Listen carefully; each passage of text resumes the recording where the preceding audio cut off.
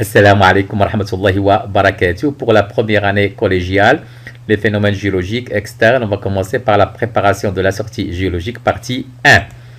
Alors, avant de réaliser une sortie géologique, il faut une bonne préparation et l'acquisition des compétences suivantes, des savoir-faire. 1. La lecture et l'utilisation d'une carte topographique, l'orientation de la carte en utilisant une boussole. Troisièmement, la réalisation des profils topographiques. Notre activité 1 nous demande de définir une carte topographique et de déterminer ses éléments principaux. Exemple de carte topographique, comme vous le constatez, il se caractérise par la présence de ces courbes qu'on appelle courbes de niveau. Grâce à ces courbes-là, on peut représenter les reliefs. Toutes les cartes sont accompagnées d'une légende et d'une échelle. Alors, la définition d'une carte topographique, c'est celle qui représente les reliefs, bien sûr, d'une surface de la Terre à une échelle réduite. Elle représente les éléments du terrain, entre autres l'altitude, la végétation, les routes. Exemple de légende, généralement le bleu indique l'eau, le vert indique la végétation. Donc, la légende, bien sûr, nous facilite la lecture et la compréhension d'une carte. Effectivement, la légende nous permet la lecture des différentes figures et signes et couleurs représentées sur une carte, alors que l'échelle, qui est notée E, c'est le rapport de grandeur entre la mesure sur la carte et la mesure réelle correspondante sur le terrain.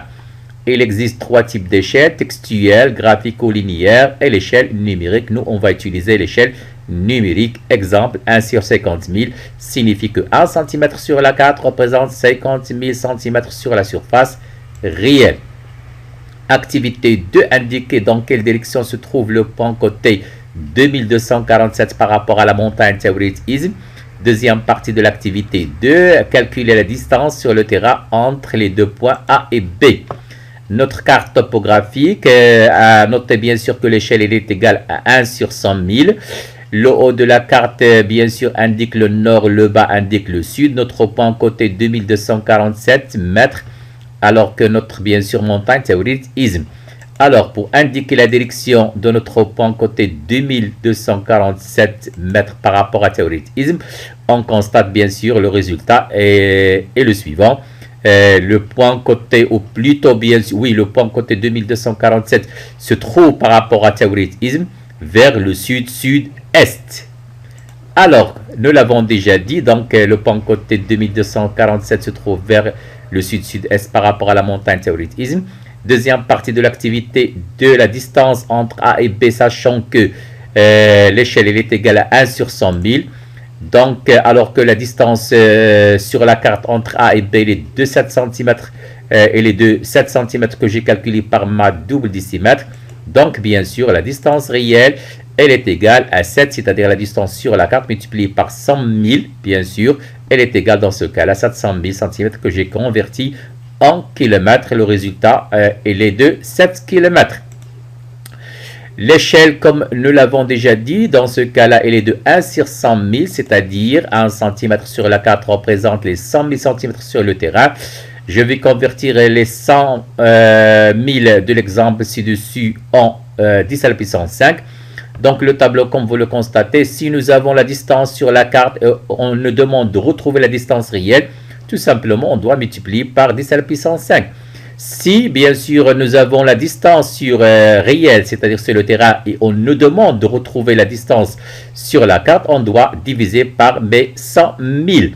Alors que si nous avons la distance réelle et nous avons la distance sur la carte et nous demande bien sûr de retrouver l'échelle, dans ce cas-là, on va diviser la distance réelle sur la distance, bien sûr, sur la carte, bien sûr, qui doivent avoir bien sûr la même unité, dans ce cas-là, le centimètre. Exemple 1, la distance sur la carte 5 cm. Pour retrouver la distance réelle, c'est multiplié par les 100 000. Nous avons la distance réelle, on nous demande de retrouver la distance sur la carte, donc je vais diviser, voilà. Troisième exemple, j'ai la distance bien sûr sur la carte et on nous demande de retrouver la distance réelle, dans ce cas-là, je vais multiplier, voilà. Activité 3, citer les outils dont on aura besoin pendant la sortie géologique et le rôle de chacun. Tout simplement, nous aurons besoin d'un carnet de terrain pour noter les observations, d'un marteau géologique pour prélever les échantillons, d'une loupe bien sûr indispensable à toute observation sur un échantillon, un agrandissement de x10 elle est très suffisante pour identifier de nombreux fossiles, bien sûr, et aussi les minéraux qui composent la roche. Nous aurons besoin d'un produit chimique, l'acide chlorhydrique HCl, qui nous permet de mettre en évidence la présence du calcaire. Bien sûr, on voit il y aura une effervescence dans le cas où il y a présence de calcaire. Nous aurons besoin aussi d'une lame, nous aurons besoin aussi d'une boussole. Bien sûr, à nos jours, on utilise bien sûr les GPS portables permettant de se localiser dans les 3 dimensions de l'espace avec une précision de 5 à 7 mètres. Alors, nous l'avons déjà dit, notre loupe à main, notre marteau géologique, un appareil photo pour prendre des photos des paysages et des affleurements de roches et notre boussole.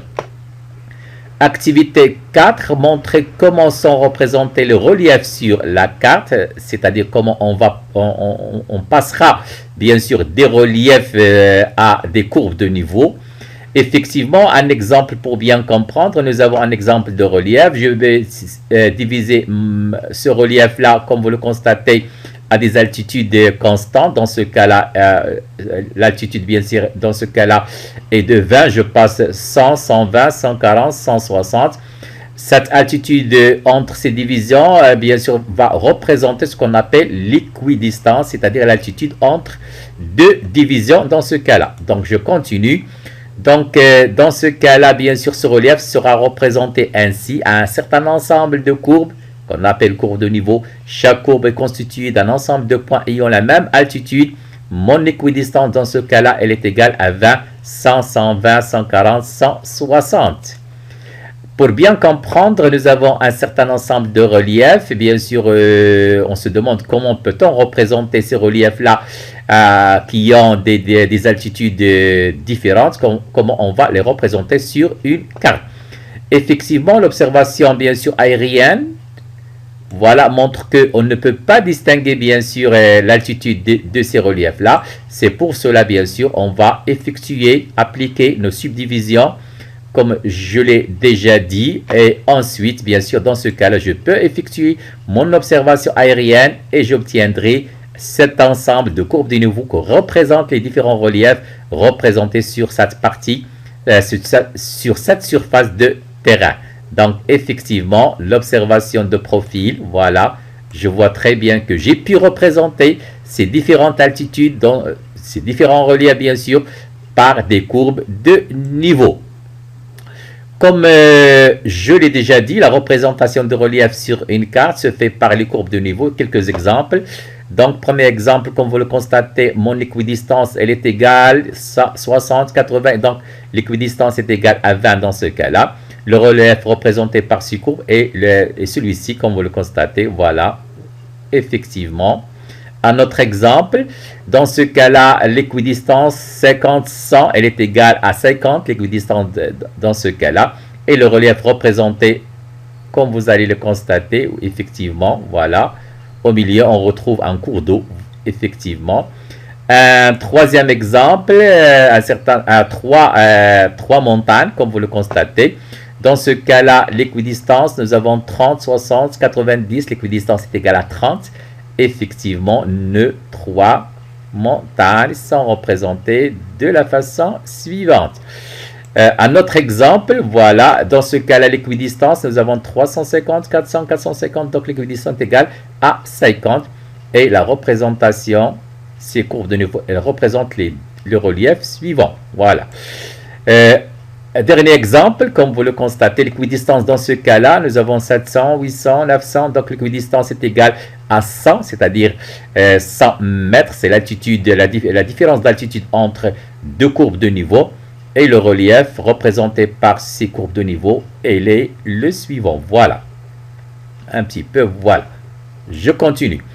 Donc, les reliefs sont représentés sur la carte par les courbes de niveau, que vous connaissez très bien maintenant, qui sont des lignes imaginaires placées sur une carte qui joignent, bien sûr, tous les points ayant la même altitude. La distance entre 2 courbes de niveau, ou plutôt l'altitude entre 2 courbes de niveau, représente ce qu'on appelle l'équidistance. Elle est toujours la même sur une même carte. Merci.